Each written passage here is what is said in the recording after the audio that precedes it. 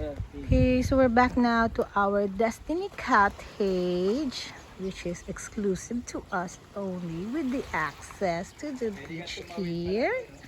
And then there is an exclusive bungalow here for your get-together dinner. Ayan, and then it says here, Lovers Point. Lovers Point, you have to go there. Ayan, parang ganito yung nag-ano tayo, no?